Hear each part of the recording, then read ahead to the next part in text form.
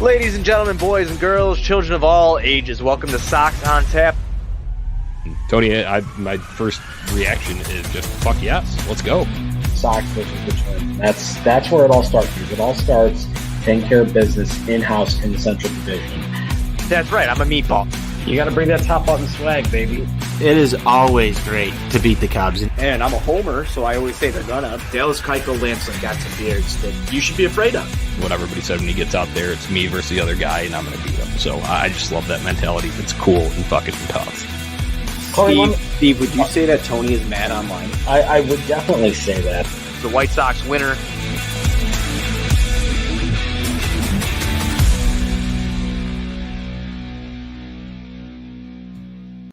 Hello, White Sox fans, and welcome into a Sunday Funday edition of Sox On Tap. It's Tony Marchese, joined by NWI Steve. It's cowboy hat time here. We got Hawk Harrelson in the house. Steve's here. He's got the headband on. We're rocking some red, white, and blue. The Sox win today. It was a good weekend. We saw some winners. We're back. Steve, beers are flowing. Sunday, how are we feeling today, my friend? Hey, yo, Anthony, anytime you go on the road to a good team and you win a series on the road, that's a nice little Sunday. Fun little factoid here. They talked about this on the broadcast. This was the first series that the Rays had lost at home since August of 2019, which also happened to be against your Chicago White Sox. And guess what? Yours truly happened to be in the house for that one. Hey, Steve, sometimes there's some weird random stats and factoids that come out. I love when you share them with us here on Sox On Tap. That's amazing. It's really cool. Another little fun fact. Yeah, you got more? You got more during that little series there, a guy in a T-Rex costume may have tried to eat my father. There is visual evidence of this. It's Sunday Funday. We're already off to a we're off start. The rails. We've got T-Rexes trying to eat Steve's dad. We've got White Sox winners. We've got Hawk Harrelson. We've got cowboy hats. We've got bandanas. This is going to be a fantastic show, Steve. I'm really excited. Let's get weird to just go through all of this with you. Little preview. We've got an investigation. Sox On Tap investigates later on in this show. We're going to investigate whether or not one of the guys that we may go to the ballpark with, if he may or not be a White Sox player. So we're going to get to that. But before we do, be sure you're going to ontapsportsnet.com for all your Chicago sports literature and podcasting needs. Our guy Besnick at Sox Insane, he has been treated to 2 victory write-ups this week. We talked about this a little bit earlier this week, Steve. Win some for Besnick. I think the Sox have won some for Besnick. We got Jake Berger popping off. There's a lot of comments coming in. I think this is fantastic. I'm having a day. We might have spoken into existence. Okay. I was very concerned about Besnick's health, just mentally and physically, thinking about what this team was going to do to him and these write-ups that he is committed to. The fact that they were able to go out there and get a series win for him, that is just going to guarantee that he is going to continue doing a quality job on these write-ups, because I was very concerned, admittedly, that this team was going to push that poor young man over the edge here. And oh, by the way, fuck you, Justin. Yeah, Justin's in the house. We'll get to some of these comments in a minute. Keep them coming because we'll get them up here in just a little bit. There's some crackums in here. Justin's saying, let's fucking go, Tony. I'm liking this. This is the kind of energy I need on my Sunday fun. Don't let Justin fool you. Justin doesn't have to fool me. We know what's up. Steve, it's a victory today for the White Sox. And it was a victory yesterday. I was told that I'm supposed to get mad online during this show. After the White Sox got swept. That didn't fucking happen. So that's why the cowboy hat's on. Let's ride. Our guy Besnick today said that the White Sox had to set the tone for the rest of the season. We're big set the tone people around here. How big is today's victory? That is a very, very big victory right there. There's a major difference psychologically getting on that plane and taking that 2.5 hour trip back to Chicago. Big difference doing it at 2-4 versus 1-5. particularly knowing that the Minnesota Twins, in typical baseball karma fashion, went up to Toronto and won 2 out of 3 games after they just, kicked the ever-loving shit out of the Sox. So you needed to keep pace, and you did that. You're at 5 games back right now. You're staying within striking distance here. I wrote about this a week ago, this 9-game stretch that they have between the Blue Jays, the Rays, and the Dodgers coming up here this week. That's a 9-game stretch that you can't afford to go 1-8, 2-7. So they took 2 games on this trip. I think most of us coming into it thought, hey, if you go 2-4 on the trip, that's kind of what you would expect given how inconsistently this team has been playing and given the quality of the opponents. So it wasn't always pretty, but you found a way to do it. And hopefully now you get these 2 wins and you can start to hopefully build a little bit of momentum here. It's going to be a very tall order coming with the Dodgers coming to town. That is really the perennial organization in the game of baseball right now. They're the team that does everything right, and you're going to have your work cut out for you. But you got 2 wins in a row coming in here. Michael Kopech's going to be on the mound Tuesday. Let's keep this momentum going. Let's keep this train rolling. Yeah, man. I love the fact that the White Sox were able to respond to this, because you come into this weekend feeling very down and out. The White Sox have actually really handled the AL East pretty well outside of what we've seen from Toronto. But they split with the Yankees. You've had your way with the Tampa Bay Rays. Last year was the opposite, Steve. You were beating up on your division, and when you played the good teams, you were getting your asses handed to you. What a difference a year makes, because we're sitting here talking about right now how bad, and the games in the division do matter. I will say that. The games in the division do absolutely matter. But the difference between this year's White Sox, they seem to get up for games that are against superior opponents. And then when they crawl back to their division just early on, and this is my assessment of this, there's not as much stake taken into it. Yeah, they're getting trounced within the division, but it's nice to see them go handle series against teams like the Tampa Bay Rays. And we're sitting here talking about a victorious weekend. That's why we've got the glasses on. As Sockside Mike says, Tony's glasses indicate a victorious weekend. I wish I was seeing stars more, Mike. I want to see stars every single time I'm on here. That's why I'm wearing these glasses, because I see stars on the field when we're beating good teams. Steve, what the fuck's happening when we're playing our division, and what's going on when we're playing teams like the Rays? I think a lot of it just comes down to the fact that teams within the division have better advanced and better pro scouting than the Sox do. And because of the frequency with which they see each other, they have better scouting reports and they are able to communicate that information more effectively. The Sox were a couple of pitches away from getting 1 or potentially 2 games up in Minnesota, that one series that they had earlier. And they're 4-4 against Kansas City. They're a couple pitches away right there from being 5-3, 6-2 against that. I mean, there's some close games that they ultimately gave away. You really should be 3-0 against Detroit. So I just think that it's been a combination of different things with this team right now. We've really seen it all season, and we've talked about it ad nauseum to this point. If it's not the offense struggling one day, it's the defense having brain lapses out there and making physical mistakes to allow teams back into games like we saw today, or it's base running miscues, or it's a bullpen letdown. They haven't been able to string together quality, consistent play since they had that 6-2 start. And that feels like an eternity ago. So for whatever the reason, they just haven't been able to do that.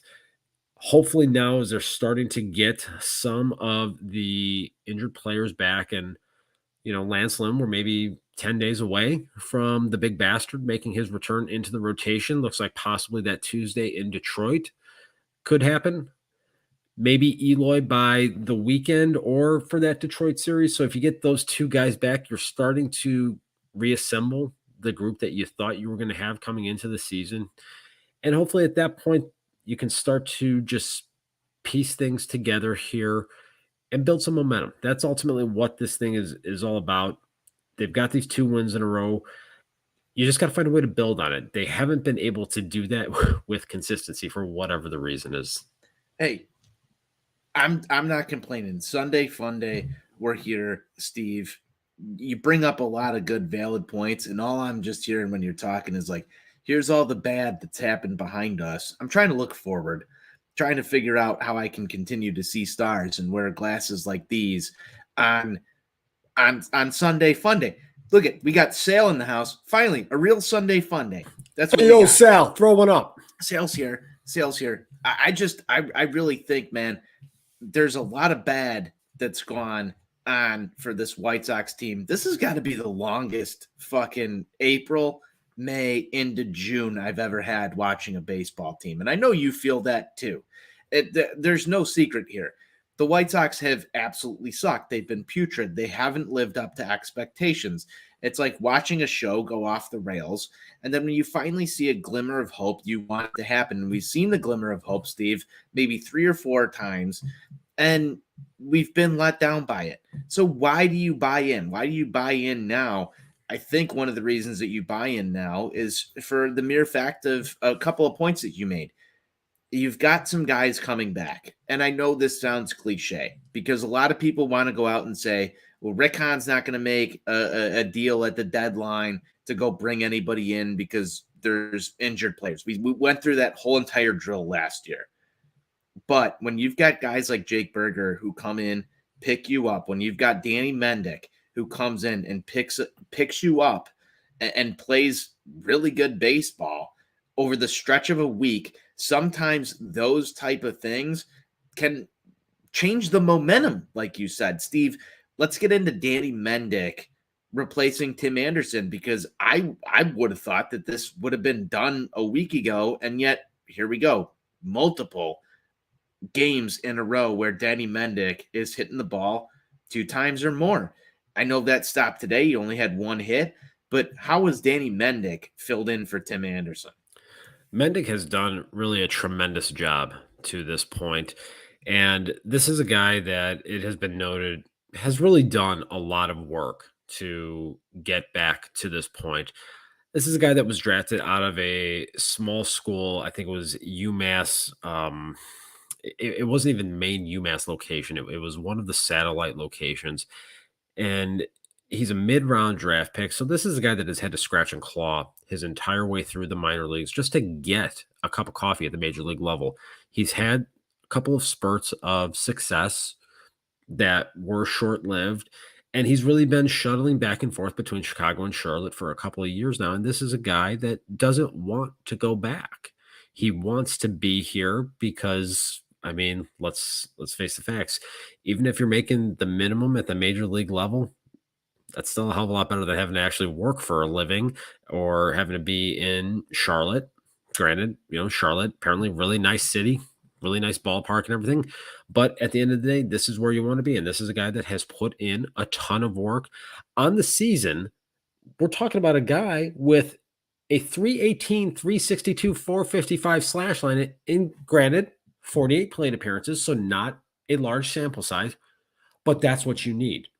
When you're in a spot when you have Tim Anderson, that is the emotional leader of this club, that is going to be out for a couple of weeks, you need someone to step in and to fill that void and to provide somewhat of a lift. And Mendick has actually done that. Coming into today's game, since being recalled when Tim went on the IL, Mendick is slashing 500, 529, 563. Okay? Hey, Steve, a couple of days ago, you told me on this show, it's not who you play, it's when you play them. Sometimes when somebody gets injured and somebody steps up, there's a little extra momentum. You want to prove yourself. You want to be that guy who steps in. Like, you want I don't to, think I say, set the tone. Yeah, that's the perfect word for it. Danny Mendick, when you get that call as a ball player, wants to come up here and like, all the pressure's on you. All the pressure is on Danny Mendick to go fill in for Tim Anderson. Yes, the White Sox got swept in Toronto. It sucked, but Danny Mendick was doing his goddamn job. I don't think enough's been said about that. Yeah, in the long run, is Danny Mendick my shortstop of the 2022 Chicago White Sox? No. But if he can come up here, get it done for a week, prove his worth, damn. Like, that's what you need when you need it. I think that, in the grand scheme of things, there was a lot of kicking and screaming when Tim Anderson went down. This team's done. This is over. He's filled in nicely. I want to give credit where credit is due, because that's a guy who's feeling a lot of pressure right now, just in my perspective. He's got to be feeling a lot of pressure, and he's performed to an exemplary level, Steve. So that helps the White Sox win ball games. Give credit where it's due. Danny Mendick. I mean, game ball for the fucking week. And that was one of the things I talked about with the group last year with all the injuries that they faced. Having guys like Brian Goodwin, guys like Billy Hamilton step in for spurts at various points across the season and give them an uptick in offense to help cover some of the injuries. That's what Danny Mendick is doing right now. And for a team that has not been able to string together any kind of offensive consistency, this is exactly what you need. And Mendick is going out there and providing that at a very vital moment. It could have been very easy for this team a week ago when TA7 got hurt to just fold it up and say, well, we're without our leader now, on top of everything else that has gone wrong. It's just not our year. And you're right. They went to Toronto. They had a bad series. And then they lose the first game of this series down in Tampa. They could have just rolled over and died. And I think a lot of Sox teams in the past, that would have happened. I remember back in 2013, this team swept a 3-game series at home in late May against the then Florida Marlins. And following that game, they got to 500.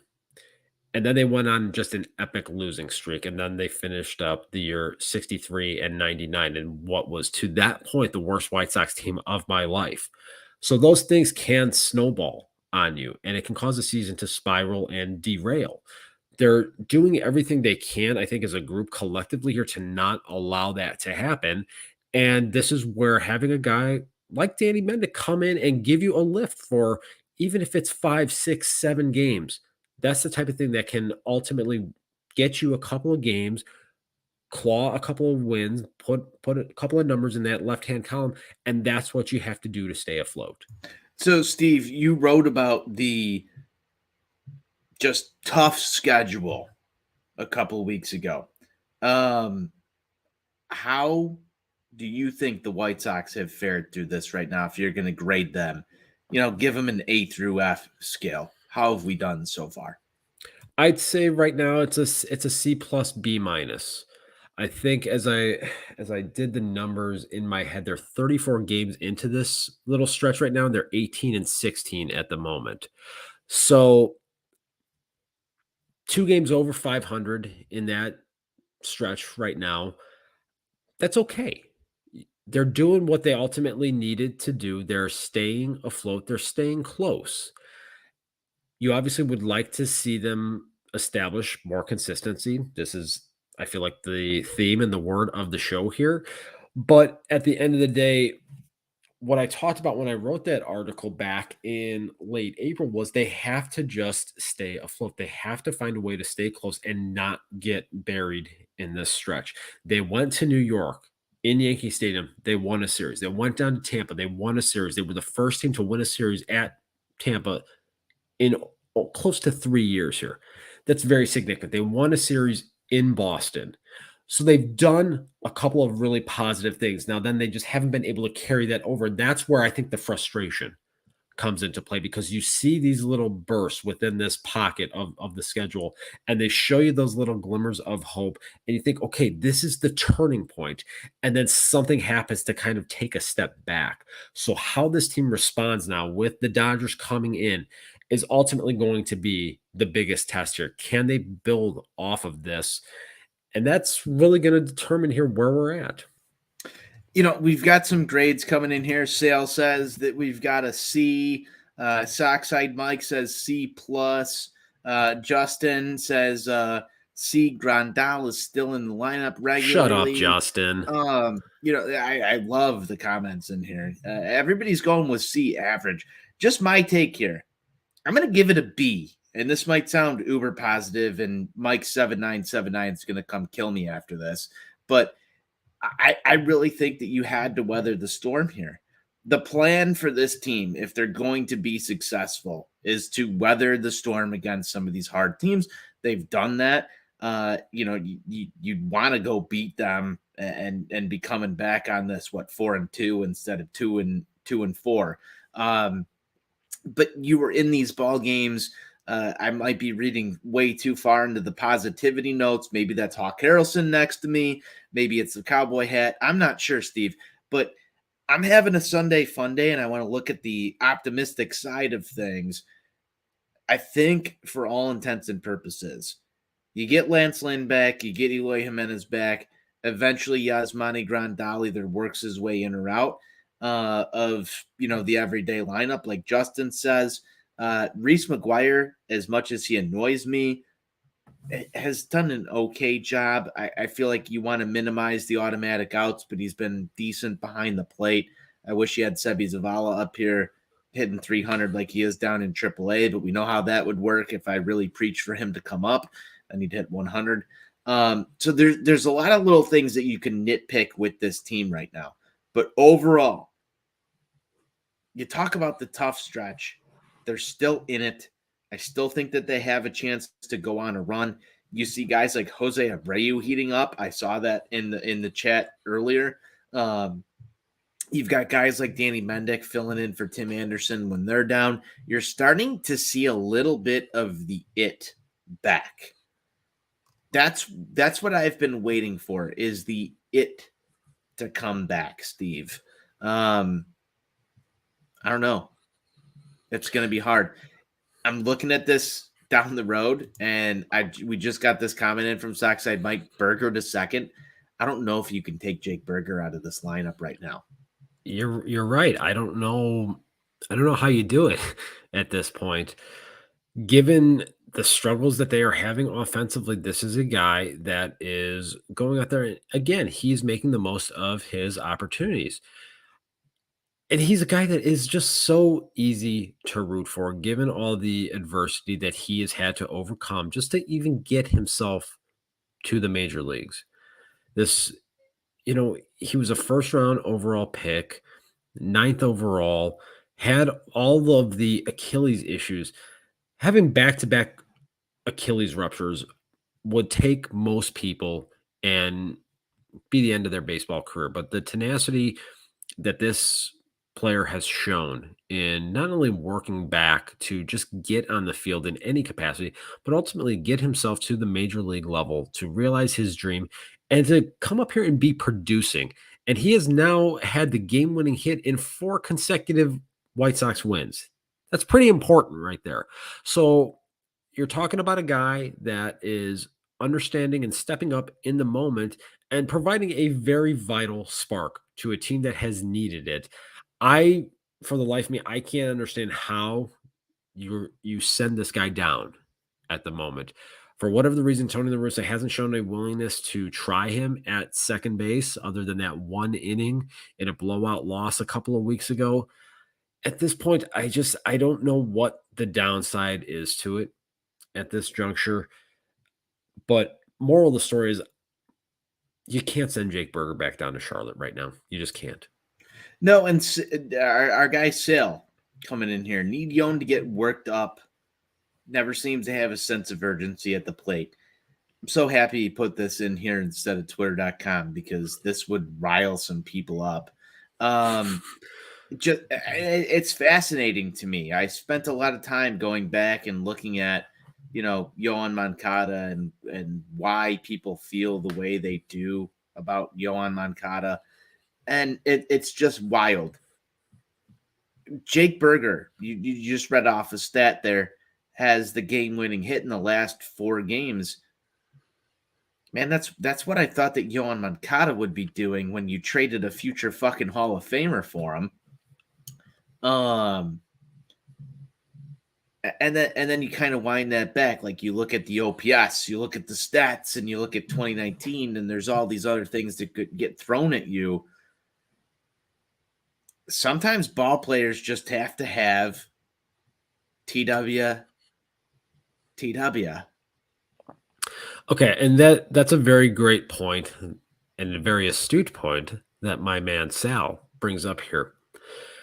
I've used this comparison a lot when talking about players, not necessarily as much in a baseball context. And everyone knows, listen, I'm if nothing else, I'm Mr. NBA. Everybody knows that. But you think about Michael Jordan. This is a guy that he's not like the rest of us. He's not really from this planet. He's someone that when you put him on the court in playoff situations, he wanted to destroy you and he wanted to embarrass you. And he had that TWTW that Hawk loved to talk about. His whole mission in life was to go out there and was to win at all costs. Not everybody has that internal motor. There are a lot of guys that do, and there's just some guys that simply don't. And I think that is the one big differentiator, at least for me, when you look at the whole Michael Jordan versus LeBron James comparison. And I know this isn't a basketball show here, but I think here we are. I wish we had Buzz on tap. He'd be able to just dissect this for us. And Sal, you're bringing up another great point here. Jose Abreu does have that. Jose Abreu ate a fucking fake passport to get into the country. That says a lot. And Tim Anderson, that's another guy that has it. I talk about Tim Anderson all the time, the baseball acumen of this guy. And he is someone that just wants to go out there and he just wants to find a way to win a fucking baseball game. He doesn't care what he has to do. He always seems to find himself in the right spot trying to make something happen because he wants to do whatever it takes to win a fucking baseball game. And not everybody has it. And it can be so frustrating to see from guys like Yoan Moncada. And this is going to get a lot of heat, and that's okay. I'll go on record as saying, coming into this year, Yoan Moncada has been a good player. He's been a slightly above average player. He has not lived up to the expectations that the fan base had for him. That doesn't mean that he's a bad player, despite what some fucking slob on Twitter.com likes to say. He's been good. He hasn't been good enough based off of where the fan base projected him to be at the time of the acquisition. Nah, but that's just the thing, man. Like everybody's gonna dig in their trenches and try and be right or wrong on every single player, on every single topic, and everything. I just feel if you take a neutral approach to this, Jake Berger's doing more for this ball club right now than Yoan Moncada is. He absolutely is. If you try and argue that, you're a fucking idiot. Like there is no way that you can sit here and say that Yoan Moncada has more impact on the 2022 Chicago White Sox up until this point than Jake Berger has. And here's your first round draft pick. He's got his own trajectory. He's got his own story. The two stories could live independently of each other. Unfortunately, they're intertwined. And people are going to have a hard time trying to dissect that because they play, unfortunately, the same position for the Chicago White Sox. You have to find a way to get that bat in your lineup every day. If I'm sitting here and I'm Rick Hahn or I'm Tony La Russa or I'm anybody in the front office, that's a huge predicament for me right now. And not a lot of people want to talk about how big of a predicament that is because you've got a first round draft pick and then you've got the guy that you traded a future Hall of Famer for fighting for at bats. This is a good thing for the White Sox. And I don't think people understand that. That's a good thing. We envy positional depth all the time. Look at second base, look at right field right now, look at everywhere else. Could you imagine being a fan of a team right now, Steve, sitting there going like, how the fuck can't we find a third baseman? And the White Sox have Yoan Moncada and Jake Berger there. Like, nobody's gloating about that right now because of our record. But if this White Sox team was rattling off wins like the Yankees and Yohan Moncada was sitting on the bench a couple of days, like you look at what's going on in New York with Miguel Andujar and Joey Gallo, and he's requesting a trade because of, the up and downness here. It's the same thing at third base for the White Sox. You have positional depth. The choice to make is really hard here because what one guy is providing you right now in the short term, I don't know the answer for the long term, Steve. I don't. I'm not willing to make a bet on it. I'm happy I'm not in Rick Hahn's shoes, but holy shit, it's good to have positional depth because it allows you the fact to even be in that situation in the first place. No, you're 100% right, Anthony. From my perspective, we're in a position with this team that you have to ride the hot hand right now. You can't afford to keep giving games away. Like I said, they're 5 games back. They're 4 back in the loss column. You're in a pivotal spot here. You just simply cannot fall too far behind. You have to keep this thing close. And as a result of that, you have to play the hot hand. If that's going to hurt some people's feelings because of former prospect pedigree or what have you, so be it. At this juncture, the only thing that matters is adding numbers into the left-hand column next to Chicago White Sox in the standings. That's it. So if that means that, Yohan Moncada has to sit for a couple of days, that is what it is. If it means Yasmani Grandal has to sit for a couple of days while he gets over whatever is going on, I have some belief that the legs aren't right. So if Tony La Russa has to mix and match a little bit with his lineups, and I'll be the first person to admit I've taken issue with the lineups on a number of occasions, largely just because Larry Garcia should never hit higher than 8th in a lineup on a team that has aspirations of winning a World Series. That has always been the biggest issue here. But if you're going to mix and match here, there's enough ways that you can do this to try to put together a competent lineup on a day in and day out basis. What's going to be really fascinating, though, is in 7, 10, 14 days when Eloy comes back, how are you going to try to make all of these pieces fit then? That's where things are going to get interesting. That's what's wild to me, and I want to get on to that in just a minute here. We've got a question from Sal as well that I want to get to.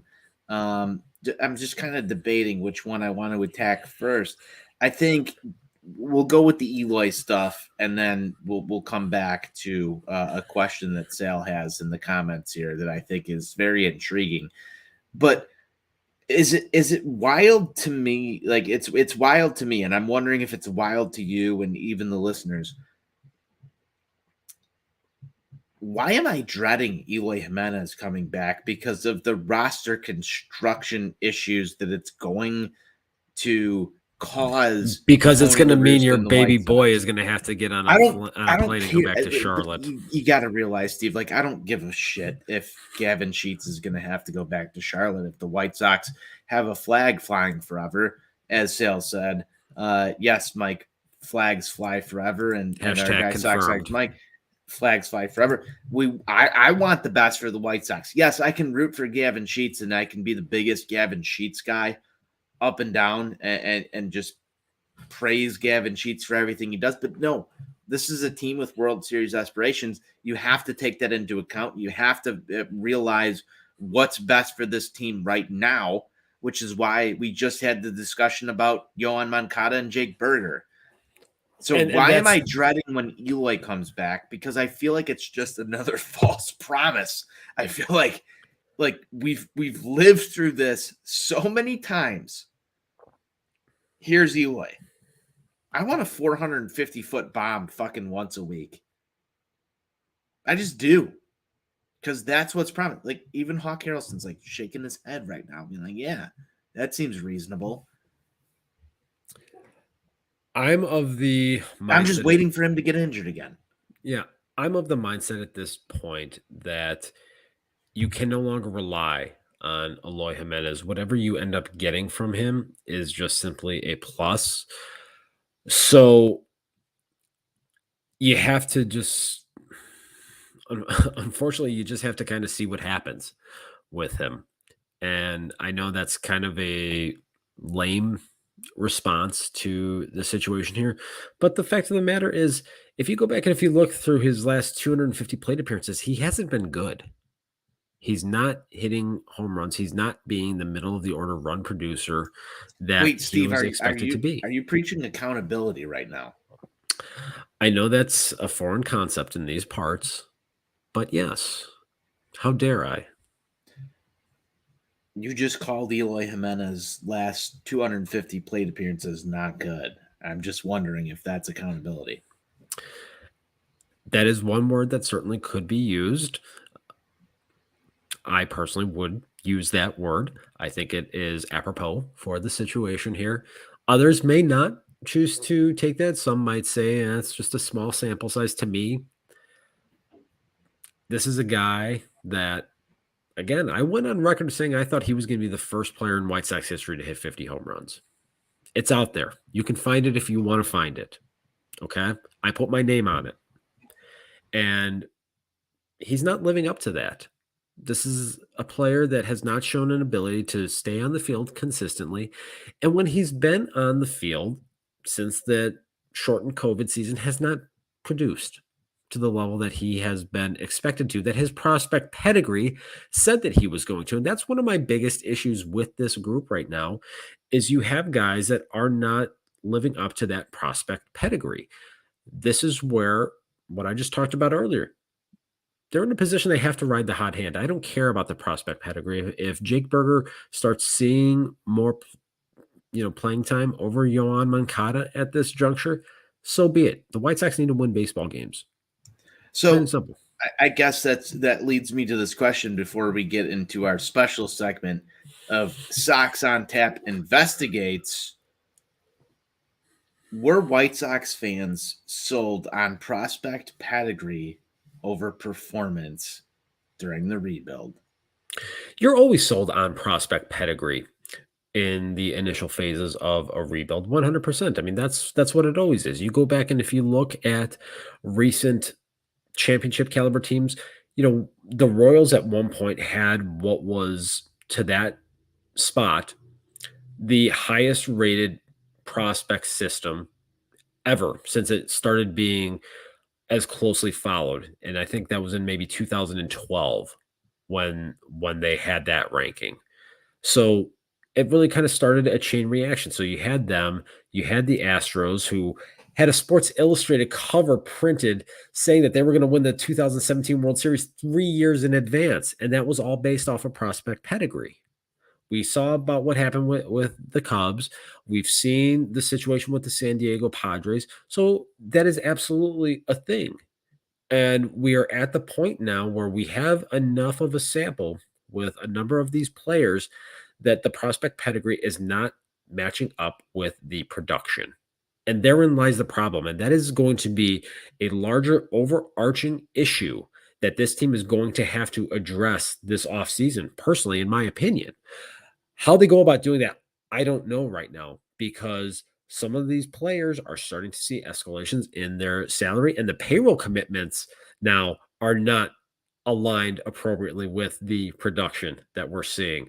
So, Rick Hahn, put your big brain hat on there and try to figure all this one out.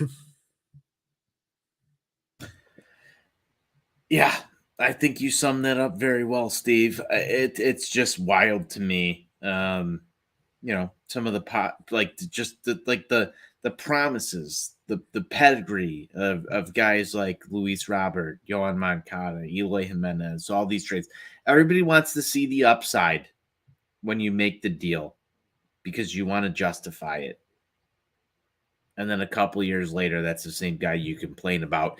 Steve, we've got a special investigative report that we have been putting together for a while now on one White Sox player who's been a huge key to the White Sox success over the last few days. It's a guy that I shared season tickets with, but we've never seen him in the same room as someone who has just been super hot. Steve, why don't you lead it in to Sox on Tap Investigates? Well, as everyone knows, I like to pride myself on being the presence in the field for Sox on Tap, trying to get to the root and get to the issues at hand, and really trying to get down to brass tacks and get answers to the tough questions. I've been trying, and I think I got to the root cause of why the White Sox traded Dane Dunning for Lance Lynn.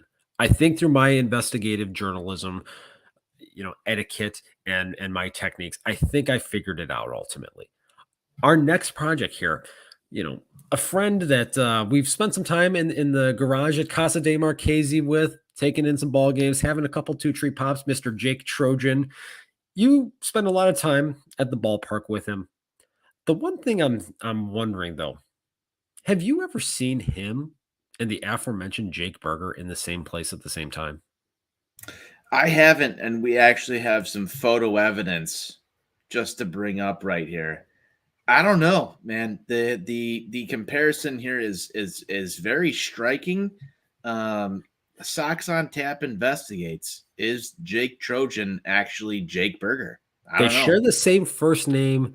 The resemblance is uncanny at this point. It's almost like, has anyone seen Tom Cruise or Ted Cruz and Tom Ricketts in the same place at the same time?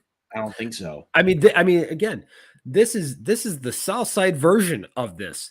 Are Jake Berger and Jake Trojan, in fact, one and the same? You tell me, folks, because I have some serious doubts right now.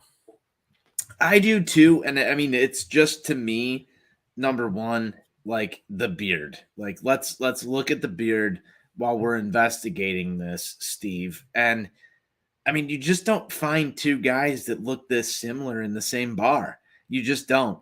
And for the simple fact that, I know Jake's taken my tickets a couple of times and gone to the ballpark on certain days.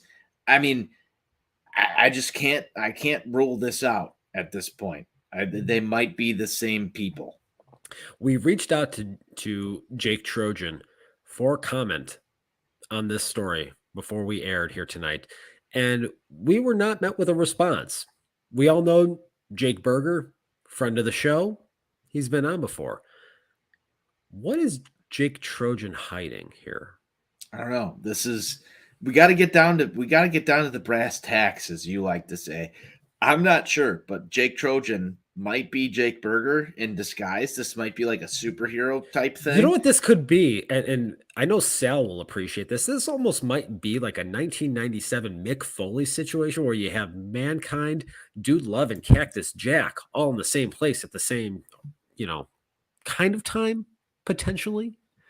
But yeah, I mean, so Sale coming up with a good point. Jake Trojan and Jake Berger were both on White Sox Weekly. Evidence is mounting. This is getting kind of scary. It's getting kind of scary. How was I able to book this guest? Maybe Jake Berger is Jake Trojan. The evidence just keeps mounting for me. Some conspiracies go deeper than we think. We all know that we did not land on the moon, that was filmed in the Nevada desert.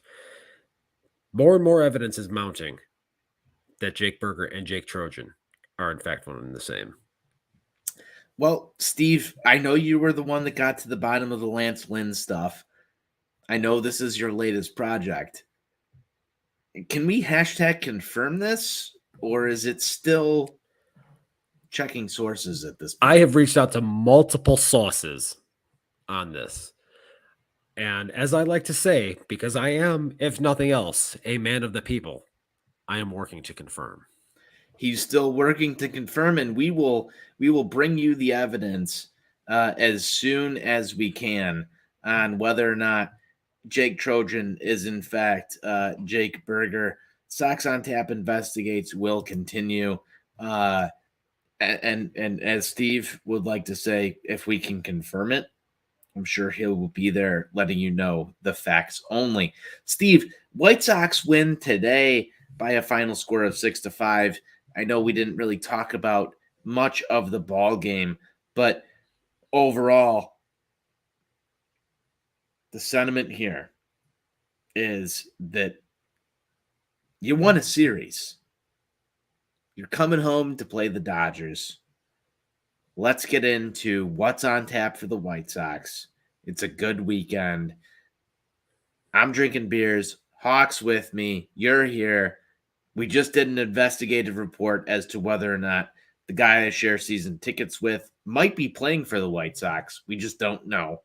But what do we have on tap for the White Sox with the Dodgers this week? I need your series predictions. I need a pick to click, and we need to close this show down because I need to go grab more beers. All right. At the end of the day, the White Sox are going to have to play clean, crisp, fundamental baseball against the Dodgers. They cannot afford to go out there and give them more than 3 outs in an inning. We saw that here today. That got the Rays back in this ball game. The Dodgers earlier this week got swept at home in a series by the Pittsburgh Pirates. Now, granted, they hate to see that. They had a very tough fought 4-game series with the New York Mets this weekend, and I'm not sure what the result of that ball game was here today, but they might be coming off of they might be coming down a little bit off of an emotional series against another team that is looked at as their main competition in the National League to advance to the World Series. So could there be a little bit of a letdown for that? We're going to find out starting on Tuesday. Michael Kopech was not sharp his last time out in Toronto against the Blue Jays. He's going to have to clean that up. He's going to have to go out there, work ahead of these Dodgers hitters consistently because they are going to grind out at bats. And it's going to start right out the chute. You can't go out there and lay a cock shot to Mookie Betts on that first pitch Tuesday night at 7:10 because it's going to be 1-0 real quick if that happens. So Michael Kopech, go out there, be the guy that you were in Yankee Stadium 2 weeks ago, be the guy that you've been most of the season, get ahead early and often, and this team play clean, crisp, fundamental baseball. Find a way. Find a way. Serious predictions, Steve.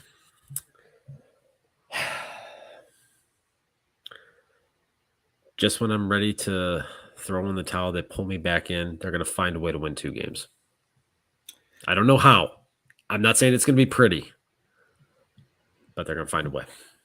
There it is. Steve's got it. I think they also win 2 games in this upcoming series. I hate to ride on the same prediction just because I like to be controversial, but I was coming into this thinking that they were going to win 2 games in this Dodgers series. The fact that the Dodgers had trouble with the Pirates, it's another good team. You saw them take care of the Rays this way.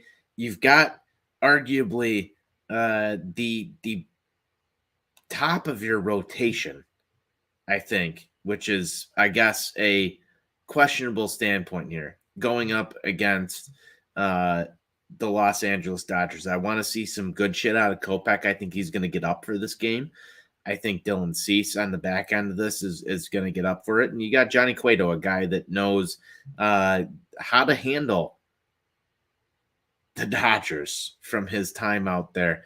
I think that gives you a really good opportunity to take 2 of 3 from an NL team that's really hot. And it just kind of sets the tone, Steve, in a way that I would like the White Sox to do. So sometimes you got to speak it into existence. Sometimes you need to wear a cowboy hat on the postgame show. I'm not sure what's going to be the most beneficial thing for the White Sox, but it's been fun. It's been great to see all the comments in here today. I've had a great time. Let's finish this off with our picks to click for the White Sox Dodgers game that's going to take place on Tuesday. We got an off day coming up. Steve, who's going to get the job done? All right. So first game back off the homestand or coming off the road trip. I'm going to actually say that Yasmani Grandal is he's going to put together a game on Tuesday night going up against his former team. Team he knows pretty well, and I think he's going to do the unthinkable. He's going to put one in the right field bullpen. You want him to the right field bullpen. I mean, let's get greedy here. Let's put one where the goose used to be. I'll take it. There it is. Steve's got Yasmani Grandal. I am gonna go with Mr. Danny Mendick. You know he's gonna be in the lineup. He's the least obvious pick to click choice through this White Sox lineup this entire year, but he continues to just hit day in, day out, and make things happen for the White Sox in Tim Anderson's absence. Sometimes you need an unsung hero. That's Danny Mendick for you. Steve, I'm going Danny Mendick on Tuesday. Are you going to be at any of these games, Steve? I will be in attendance for the game on Wednesday. Thursday's a little bit up in the air. It could potentially happen. I could play a little hooky, work from home scenario, so to speak. But Wednesday for sure, I will be there. And so I would definitely like to see this team get back on winning track in person there, because having a little bit of struggles with them at home right now, admittedly. So let's get this thing rolling a little bit here. And actually, Anthony, if I could just have the floor for just one little quick Go ahead. minute. I was going to ask you for some final thoughts here before we because I got some final thoughts off of what we saw this week. I want to take this moment to call out some of you sons of bitches that were saying that the White Sox should trade Andrew Vaughn for Sean Manaea or for Frankie Montas. How's it working out for you right now? These are fighting words. Wow, Steve's coming in hot. We got some idiots. Trade Andrew Vaughn, derp. He's not any good, derp. Look at this. This guy is going out there, had the most professional plate appearance of the game today. That 12 pitch at bat off Ryan Yarbrough in the first inning. You look at what he did in Toronto, driving the baseball.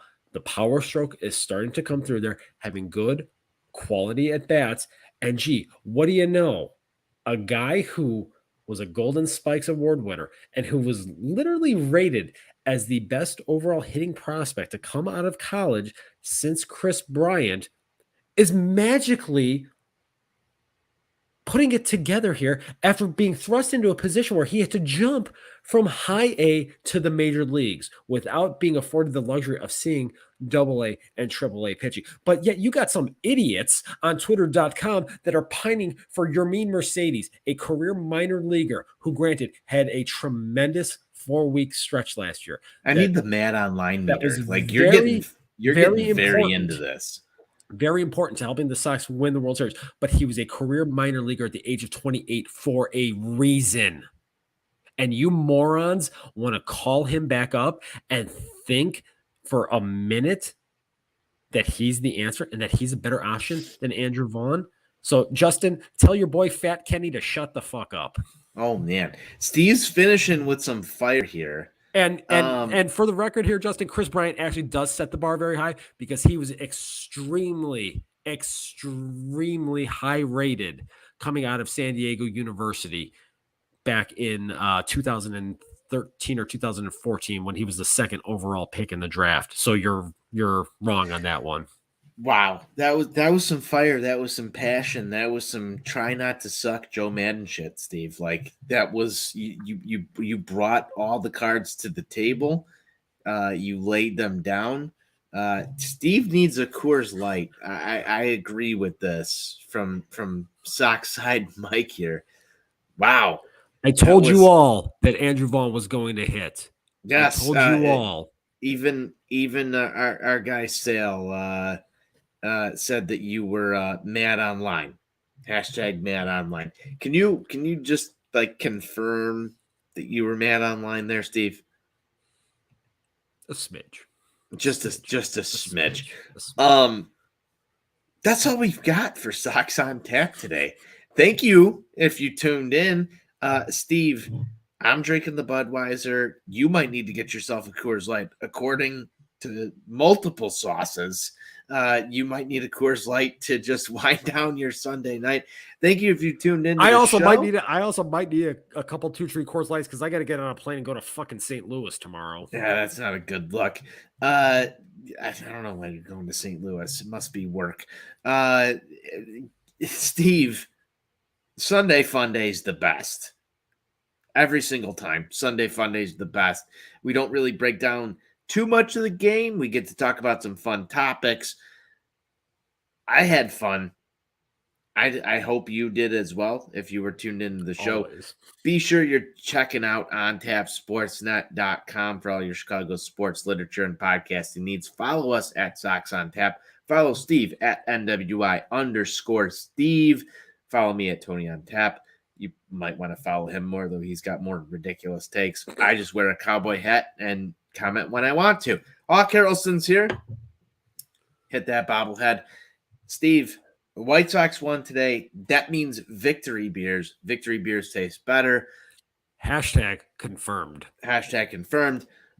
White Sox forever. White Sox for life.